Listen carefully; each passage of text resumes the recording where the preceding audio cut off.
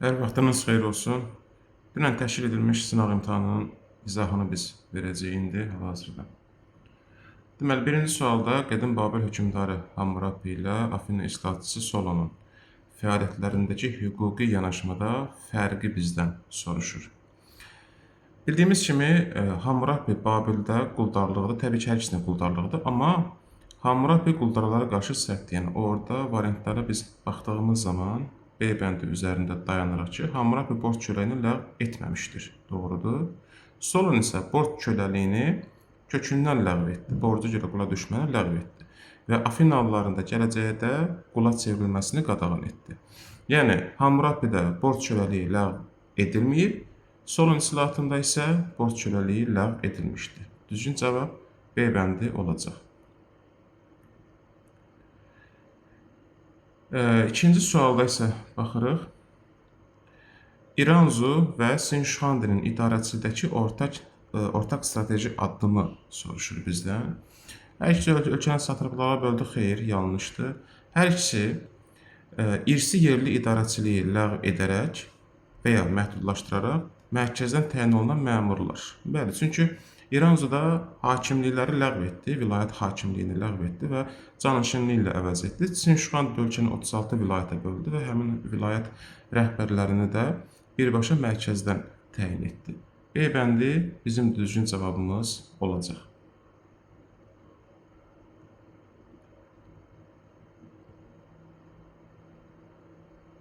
Deməli, burada isə xronoloji cədvələ əsasən aşağıdakı hadisələrdən düzgün ardıcıllığını bizdən soruşur. Baxırıq indi variantlara. Variantları incələdiyimiz zaman Yunanistan Olimpiya oyunları, Misirin siyasi qüdrəti, vahid Çin, Respublika, Şumerlər. Şumerlər təbii ki, bunların hamısından öncə mövcud olmuş sivilizasiya olduğuna görə heç düşünmədən onu biz ilk əvvələ aid edəcəyik. Yəni, birinci olacaq 2. Şumerlə paralel mövcud olmuş sivilizasiya Misirdir, siyasi qüdrətinin zirvəsinə 16-11-ci əsrlərdə eramızdan əvvəl çatır. Sonra gələcək 5. Daha sonra isə Romada Respublikanın yaranması 509-dur. Çində vahid dövlət eramızdan əvvəl 221-dir. Yunanistanda Olimpiya oyunları eramızdan əvvəl 776-dır. Ardıcıllığı buna uyğun quracağıq artıq. 2, 5, 4, 1, 3. A bəndi bizim doğru cavabımız olacaq.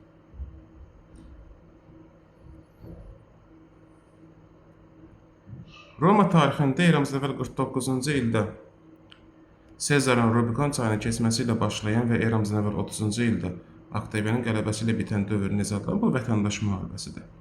Sezar vətəndaş müharibəsini başlatdı. Ondan sonra taxta çıxdı. Qısa müddət sonra, 5 ildən sonra öldükdən sonra yenidən bu vətəndaş müharibələri səngiməmişdir. Oktavian Avqust və Anton arasında davam etdi və nəhayət 30-cu ildə bitdi Oktavian Avqustun qələbəsi ilə. Vətəndaş müharibəsi doğru cavab olacaq. Növbəti. Qədim Şumerdəki teokratiya idarəçiliyi ilə qədim Romadakı dominant dövrü arasında konseptual fərq nədən ibarətdir? Şumerdəki teokratiya ilə Romadakı dominant rejimi arasında. Baxırıq B bəndinə burada. Şumerdə En şəhəri tanrı adından idarə edir. Romada isə imperator özün tanrı elan edir. Şumerdəki En özün tanrı elan etməmişdir. Amma Romadakı özün tanrı elan, yəni dominant idi artıq bu, mütləq idi. Ona görə B bəndi bizim doğru cavabımız olacaq.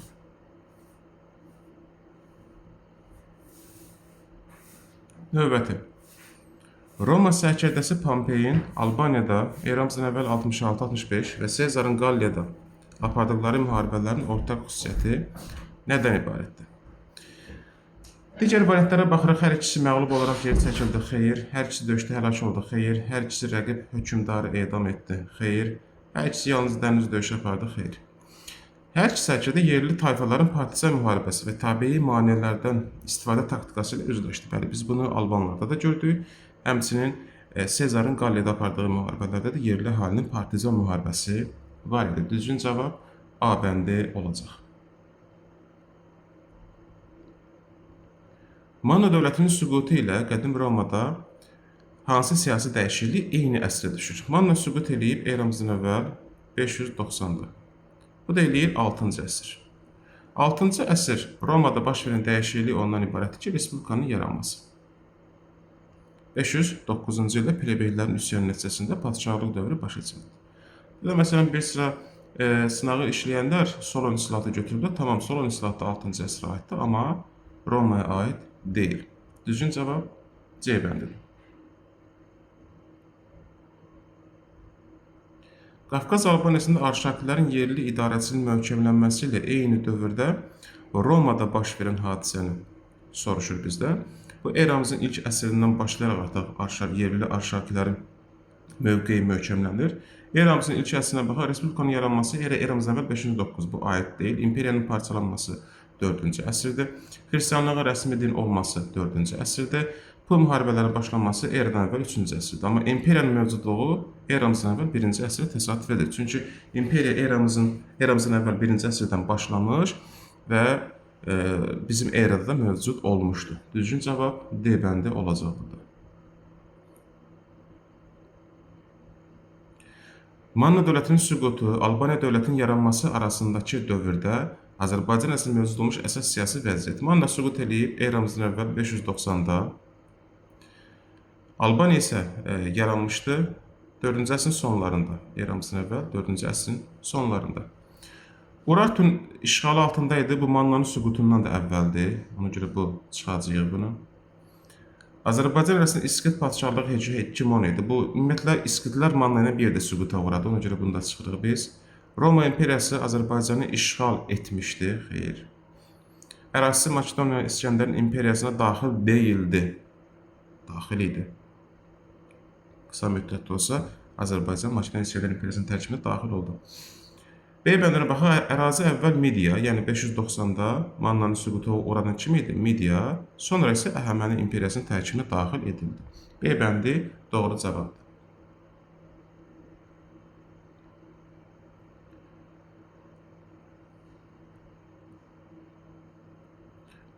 Qədim Romada Qraks qardaşlarının islahatlarının uğursuzluğa düçar olmasının və Romada daha doğrusu qədim Romada Qraks qardaşlarının islahatlarının uğursuzluğa düçar olmasının və respublikanın böhranının dərinləşməsinin iqtisadi kökü nəyə bağlıdır? Yəni bu islahatların uğursuz olma səbəbləri nə idi ümumiyyətlə? Birincisi kəndlilərin torpaqsızlaşması idi və kəndlilər niyə torpaqsızlaşırdı? Kəndli niyə müflisləşirdi? Çünki pul müharibələrindən sonra ölkəyə kütləvi şəkildə axın edən qul əməyi idi. Qul əməyi kəndli əməyini sıxışdırırdı və iri təsərrüfatların yaranmasına gətirib çıxardırdı.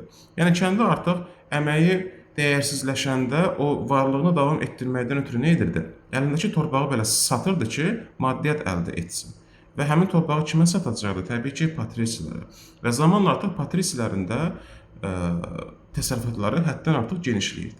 Və bu da istər-istəməz istənilən aqrar islahatın önündə əngəl idi. Məsələn, Qraks qardaşları gəldi, torpağın satılmasını qadağan etdilər. Torpağın satılmasının qadağan edilməsi ona görə etdilər ki, yəni başa düşürdü ki, bu kəndli çətin vəziyyətə düşən kimi yenə torpağı satacaq və bu torpaqlar, bu islahat yenə mənasızlaşacaq. Ona görə belə bir qayda qoydular. Amma bu iki qardaş öldükdən sonra həmin torpaqların satılması üzərindəki qadağa aradan götürüldü və həqiqətən də onların fikirləşdiyi kimi oldu. Kəndlilər yenidən başladılar öz torpaqlarını satmağa. Və bu aqrar islahat uğursuzluğa düçar oldu. Düzgün cavabımız B bəndidir burada.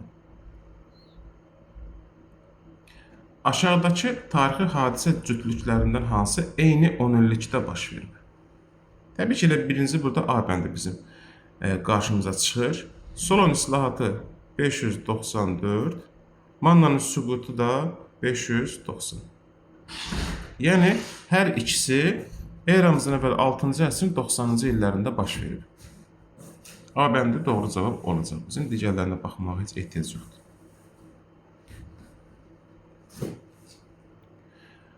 Aşağıdakı hadisələrdən hansı ən azı 2 əsrlik fasilə ilə baş verir? Məsələn, baxırıq Solon islahatları 6-cı əsr, Afina demokratiyasının çiçəklənməsi 5-ci əsr, Periklin dövrü 443. 1 əsr fərq var. Çıxırıq bunu. Atropatinanın yaranması 4-cü əsr, Qərbi Roma imperiyasının süqutu bizim eranın 476-cı ili. Təxminən bir 4 orada 5-9 əsr.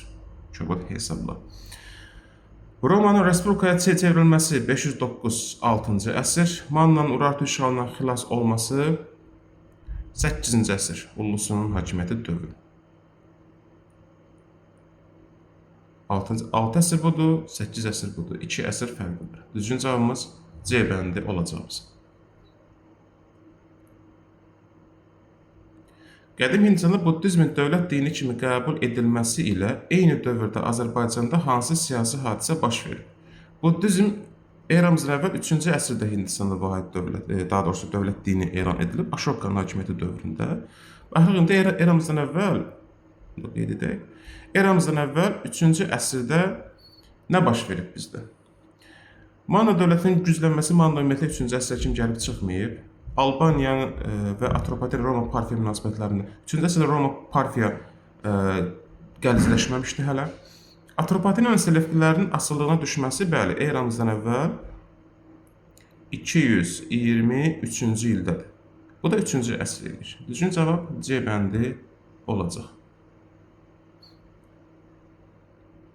Albaniya 313-cü ildə xristianlığı qəbul etməsindən sonra 5-ci əsrdə Alban əlifbasının təkmilləşdirilməsi və ya yaradılmasının mədəni məqsədi nədən ibarətdir? Mədəni məqsəd o idi ki, bildiyimiz Asvagenin hakimiyyəti dövrünə təsadüf edir bu, Alban əlifbasının yenidən tərtiblənməsi və dini kitabların yerli dilə tərcümə edilməsi və xristianlığın yerli əhali arasında daha da yayılmasını. Yəni, insanlar din haqqında oxuduqlarını bir növ desək, başa düşə bilsinlər deyə və xristianlıq daha da yayılsın deyə bu cür addımı atmışlar. Çünki köhnə Alban əlifbası daha qəliz və daha çox simvollardan ibarət olduğuna görə yerli əhali həmin yazını mənimsəyə bilmirdi. Ona görə biraz sadələşdirdilər ki, insanlar yazıb oxumağı bacara bilsinlər deyə. Aşağıdakı hadisələrin hansı xronoloji ardıcıllıqla düzüldükdə səbəb-nəticə əlaqəsini pozur? Deməli, baxırıq, Marafon döyüşü, Fermopil döyüşü, Plateya döyüşü. Bunlar tam ümumiyyətlə ardıcıllıqladır. Burada heç bir pozuntu yoxdur. Sezarın qətli, Fraspa döyüşü, Aksiya döyüşü. Burada da deməli 44. Amma hadisələr arasında bir bağlılıq burada yoxdur. Manna dövlətinin yaranması, 2-ci Sargonun yürüşü, Mannanın süqutu. Burada da uyğunsuzluq yoxdur. Solon islahatları 594, Periklin dövrü 443, Drakon qanunları 621. Burada artıq uyğunsuzluq pozulmuşdur. Çünki Drakon qanunları keçməlidir ən başa. 621. Drakon qanunlarının nəticəsində artıq sərtləşdiyinə görə Solon islahatı verildi. Solon islahatı Periklin dövründə ümumiyyətlə demokratiya daha da üst pilləyə qalxdı. Düzgün cavab D bəndi olacaq burada. 5-ci əsrdə Afinada Perikl və 3-cü əsrdə Romada Respublika vətəndaşlıq anlayışının ortaq xüsusiyyətləri nədən ibarət idi? Hər iki dövlətdə qadınlar tam hüquqlu xeyr, qadınlar tam hüquqlu vətəndaş deyildi. Hər iki dövlətdə qullar vətəndaş ola bilməzdi. Hər iki dövlətdə əcnəbilərə dərhal vətəndaşlıq verilirdi, xeyr. Hər iki dövlətdə vətəndaşlar vergidən azad idi, xeyr. Hər iki dövlətdə vətəndaş yalnız ordu xidmətlə qazanırdı, xeyr. Hər iki dövlətdə qullar vətəndaş ola bilməzdilər. Bu doğru cavabdır. Hər ikisində ortaq cəhət kimi götürülə bilər. Aşağıdakı hökmdarlar və onların hakimiyyətə gəliş üsulları arasındakı yanlış əlaqəni tapın. Sezar ordusuna arxalanaraq sənətə qarşı gəldi və diktator oldu. Burada yanlışlıq yoxdur. Xlodvig tayfa başçılarını aradan götürərək özünü kral elan etdi. Burada da uyğunsuzluq yoxdur. Qutlug xan Çin əsarətinə qarşı üsyan qaldıraraq dövləti bərpa etdi. Burada da uyğunsuzluq yoxdur. Perikl xalq yığıncağı tərəfindən strateq seçildi. Burada da uyğunsuzluq yoxdur. Mehdi atası Teomanı dinc yolla yox, atasını devirib hakimiyyətə gəldi. Düzgün cavab Y bəndi. Manna dövlətinin Uallin dövrü, Albaniya dövlətinin Arşakilər dövrü, bizim eranın 1-ci əsri. Xarici siyasət kursundakı ortaq strateji yanaşma nədən ibarətdir? Bunların, məsələn, Uallidə biz nəyə görürük? Yalnız Assur-Midiya-Babil ittifaqına qarşı mübarizədə Assurun tərəfində dururlar. Niyə? Çünki Assuru güclü hesab edirlər. Burada ən yaxın C bəndi uyğun gəlir. Hər ikisi öz hakimiyyətini qorumaq üçün dövrün ən güclü imperiyası ilə ittifaq və loyal münasibət saxlayırdılar. Bu aşağılarda da var. Aşağıda məsələn Parfiya ilə loyal münasibət saxlayırdılar. Manna da Assuriya ilə loyal münasibət saxlayırdı. Kim hansı dövlətə güclü hesab edirdisə? Düzgün cavab C bəndi. Qədim Romada vətəndaş müharibələrinin əsas sosial səbəbi, vətəndaş müharibəsinin əsas sosial səbəbi baxaraq qulların üsyanı xeyr, senatın güclənməsi xeyr, xarici düşmənlərin olmaması, kralların qayıtması xeyr. Torpaqsızlaşmış kəndlərin orduya sığınması və ordunun muzlu peşəkar xarakteri alaraq respublikaya deyil, sərkərdəyə xidmət etməsi. Bu vətəndaş müharibələrini necə formalaşdıra bilər? Çünki artıq hər sərkərdə özünün bir lokal ordusunu formalaşdıra bilirdi.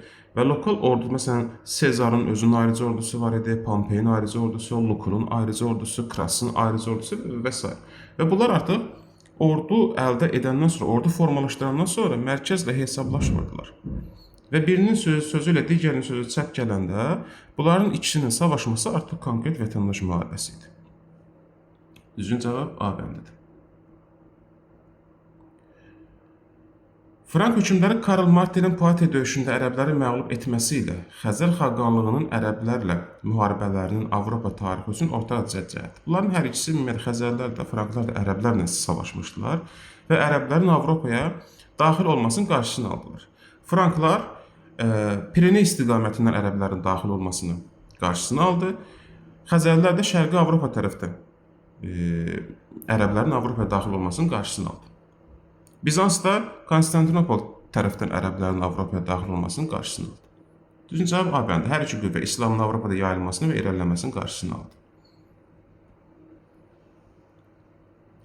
Ərəb xilafətinin yaranması və genişlənməsi zamanı Mərkəzi Asiyada baş verən paralel siyasi tənəzzül prosesi hansıdır? Ərəb xilafəti 630-cu ildə yarandı, 7-ci əsrin 30-cu illərində. 7-ci əsrin 30-cu illərdən uyğun gələn variant C bəndidir. Məsələn, adı Kürşad üsyanı 639 və Şərqi Götürk xaqanlığının Çin əsarətinə düşməsi elə 7-ci əsrin 30-cu illərində təsadüf edir.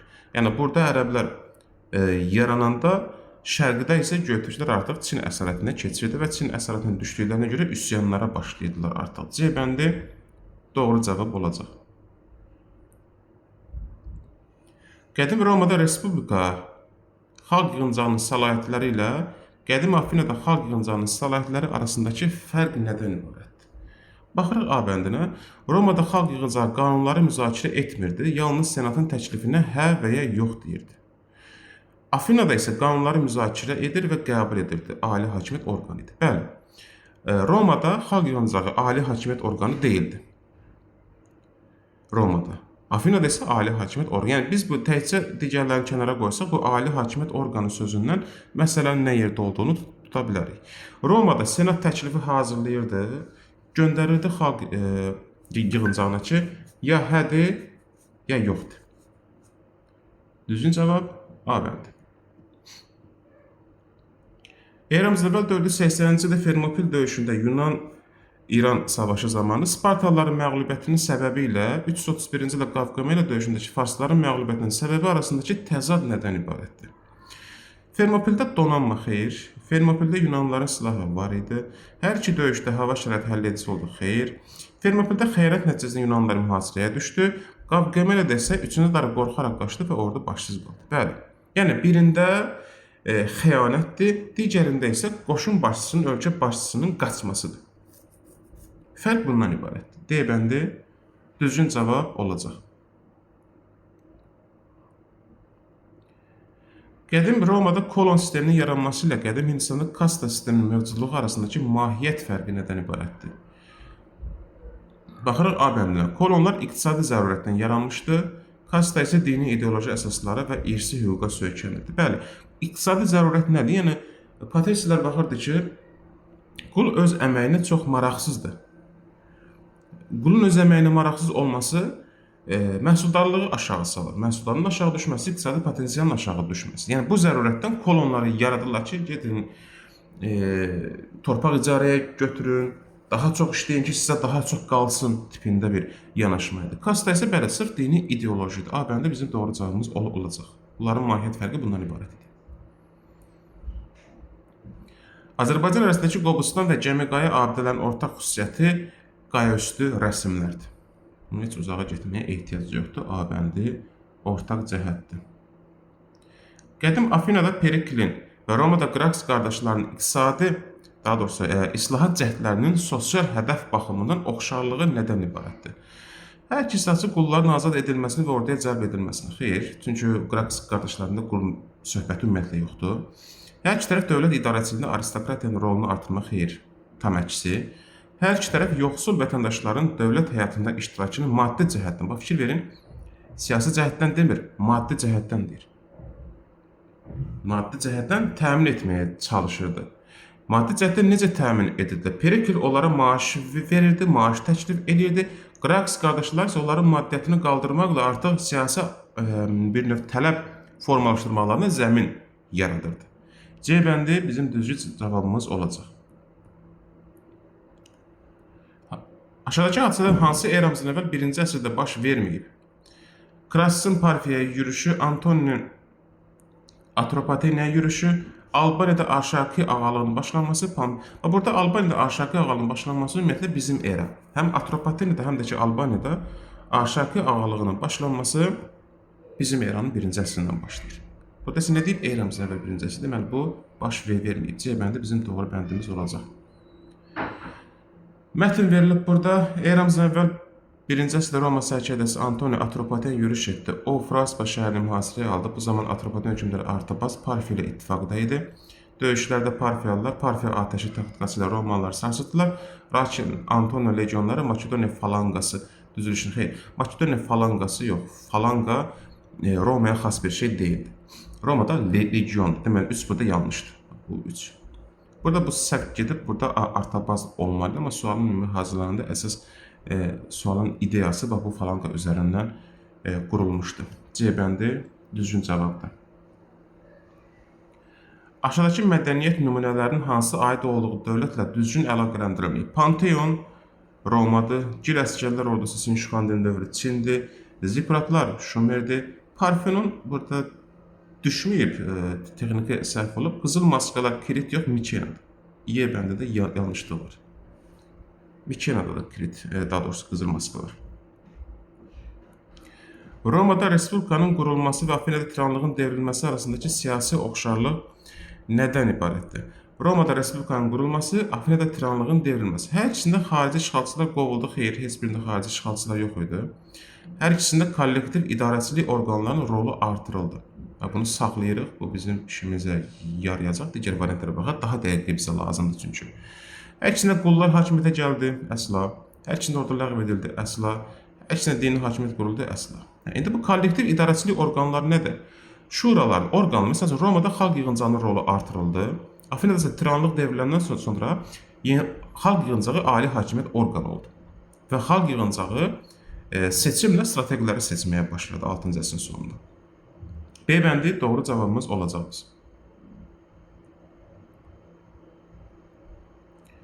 Qədim Afinada Perikl dövrü demokratiyanın çiçəklənməsi adlandırılsa da onun qəbul etdiyi hansı qanun demokratiyanın əhatə dairəsini daraltmışdır? Onun ümumiyyətlə məhdud cəhəti vətəndaşlığın qəlizləşdirilməsi idi. Yəni iki valideynin də kim vətəndaş olmaq istəyirsə, hər iki valideyni Afina vətəndaşı olsaydı, ona artıq vətəndaşlıq verirdi. B bəndi vətəndaşlıq hüququnun məhdudlaşdırılması. Qadınlar məsələn vətəndaş ola bilməzdi. B bəndi. Qədim Romada Respublikanın elan edilməsi ilə idarəçilikdə xalqın rolu artsa da real hakimiyyətin hələ də patrisilərin əlində qaldığını sübut edən əsas amil nədən ibarətdir? Çünki vəzifədə maaş verilmirdi. Maaş verilmədiyinə görə plebeylərin heç biri artıq dövlət vəzifəsi tutmaqda maraqlı deyildilər. Və belə olan halda idarəçilik kimin əlində qalırdı? Yəni patrisilərin. D bəndi doğru cavabdır.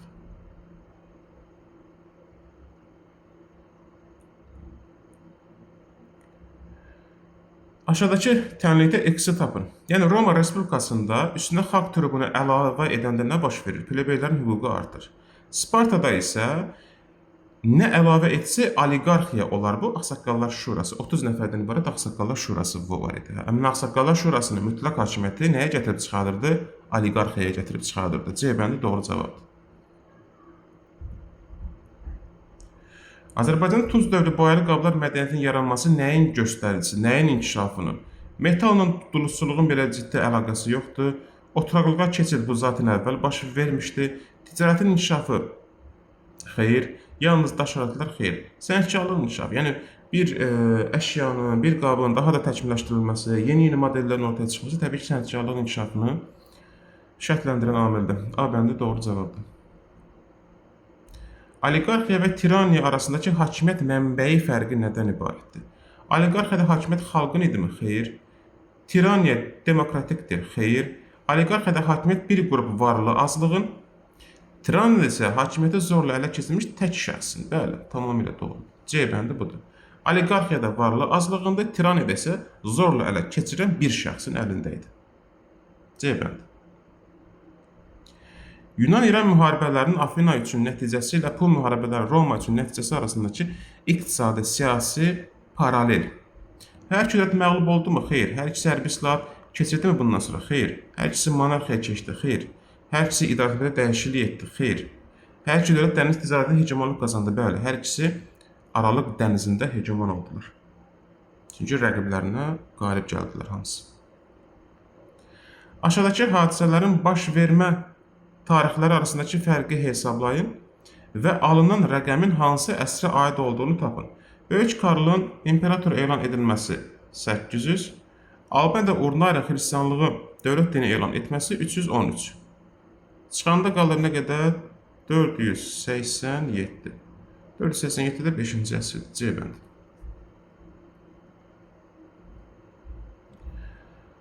Aşağıdakı cümlədəki tarixi səhvi tapın. Eramızdan əvvəl 1-ci əsrdə Roma sərkərdəsi Pompey şərqə yürüş etdi. O, Albaniya ərazisinə daxil oldu. Qanıq çayı sahilində Alban qoşunları ilə qarşılaşdı. Döyüşdə Albanlara hökmdar Oroys başçılıq. Xeyr. Qanıqda Oroys deyildi. Hökmdar idi həmin dövrdə də, amma Kür döyüşündə yaralanmışdı və həmin dövrdə Qanıq döyüşündə xəstə yatırdı. Döyüşdə iştirak etmirdi. Kras, üzr istəyirəm, qardaşı idi. Kozisi idi. Ona görə bu Oroys burada yanlışdır.